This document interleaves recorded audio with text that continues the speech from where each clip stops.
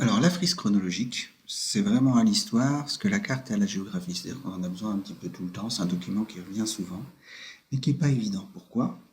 Parce que des frises chronologiques, on peut en avoir qui couvrent un temps hyper long, comme celle-ci, qui représente la préhistoire. On raisonne en millions d'années. On part ici de moins 4 millions d'années pour aller à moins 2000.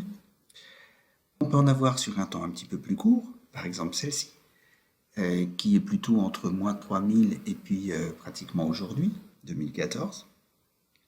Et puis on peut en avoir sur un temps encore plus court que ça. Celle-ci, évolution politique de la France entre 1815 et 1914, n'est que sur 100 ans, un siècle.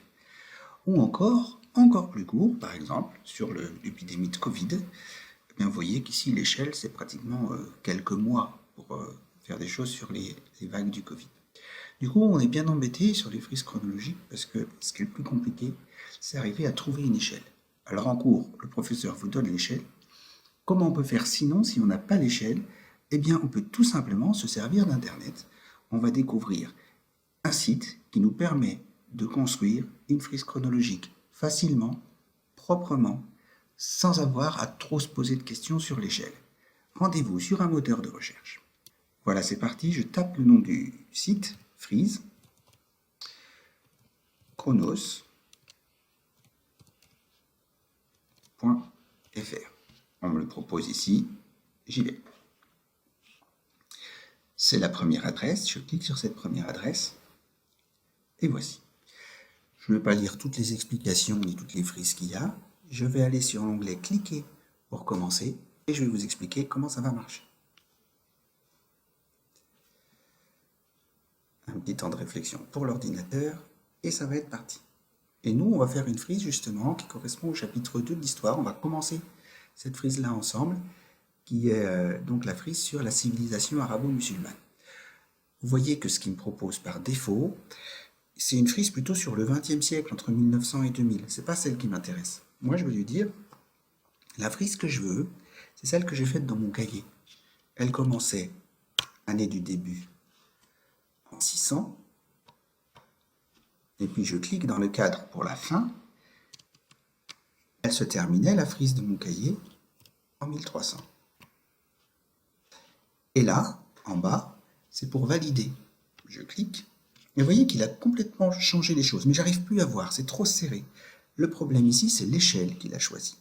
Ben oui, parce que quand je représente 700 ans, si l'échelle principale que je lui demande, c'est 10 ans, la graduation, elle est trop serrée. Donc je vais dire, moi, l'échelle principale que je veux, comme sur mon cahier d'ailleurs, c'est 100 ans et pas 10. Et en échelle secondaire, par contre, je veux bien pour mes graduations 10 ans. Et je valide. Ah, là ça devient plus clair. Je vois pas 1300, mais c'est parce que c'est coupé. Regardez, là je retrouve l'année 1300. Normalement, vous devez aboutir déjà à cette étape-là.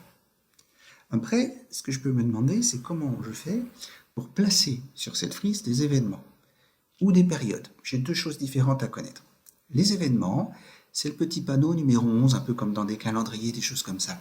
Je clique dessus et je vais chercher, moi, à placer le premier événement qui est sur votre frise, le début de cette religion musulmane, l'hégire, quand Mahomet quitte la Mecque pour aller à Médine. Je prends le premier cadre ici, je clique dessus, et donc il s'ouvre un cadre où il me demande, mais quelle est la date de l'événement que tu veux représenter? L'hégire, je peux vérifier dans mon cahier, c'est 622. Et ce que je veux mettre avec la date 622, ben je veux mettre justement, c'est l'hégire. Donc, je tape hégire. Je pourrais rajouter une image, mais pour cette version-là, on va déjà apprendre juste la base. Et je valide, même manière que l'autre fois, que tout à l'heure. Et vous voyez qu'en validant, il me fait apparaître mon cadre avec l'hégire. Je trouve que c'est un peu trop haut par rapport à la frise. Donc je vais dessus, j'ai ce petit cadre avec 4 flèches, je clique un clic gauche et je descends avec ma souris ou avec mon pavé numérique, voilà, pour me rapprocher de la frise. Je vais aussi lui demander de me mettre l'événement qui correspond à la fin du chapitre. Le reste, c'est vous qui le ferez tout seul, hein. Il suffit que je vous montre 2 événements. Je vais donc demander de mettre, donc c'est un nouvel événement, je reclique. Cette fois-ci, la date que je veux, c'est la fin de la frise, la prise de Bagdad par les Mongols. Ça se passe en 1258. Qu'est-ce qui se passe à ce moment-là? On vient de le dire. La prise de Bagdad.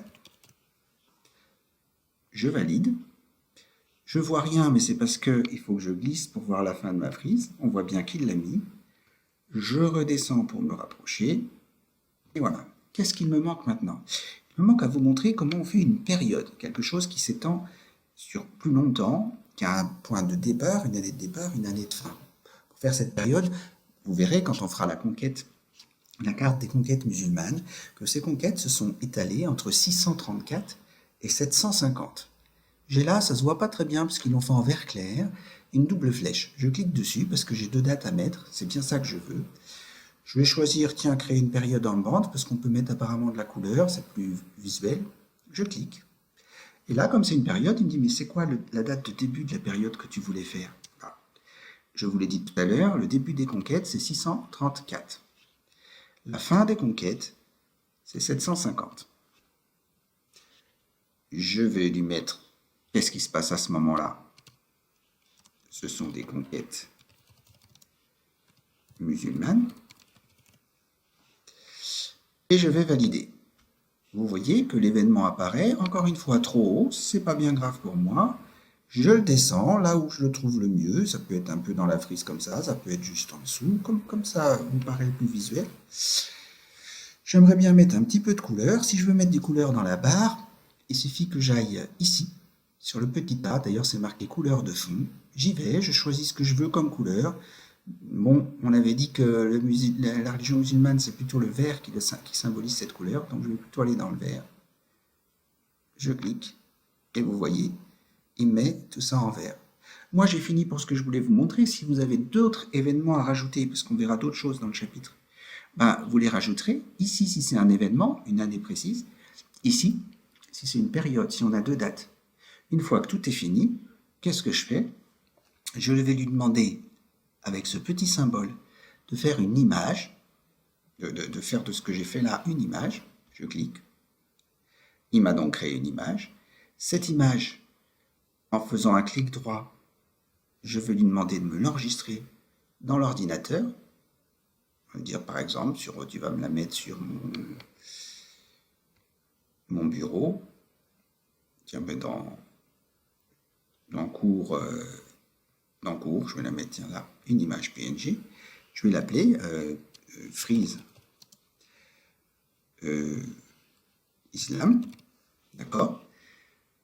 Je l'enregistre. Et on voit que je vais effectivement pouvoir la retrouver. C'est devenu une image. Et à partir du moment où c'est devenu une image, si je veux l'imprimer, je ferai un clic droit et on me proposera ici de l'imprimer et j'aurai exactement la frise que j'ai conçue. Voilà. À vous de faire. Montrez-moi votre image et bien sûr, on en tiendra compte dans une notation. Bonne fin de journée.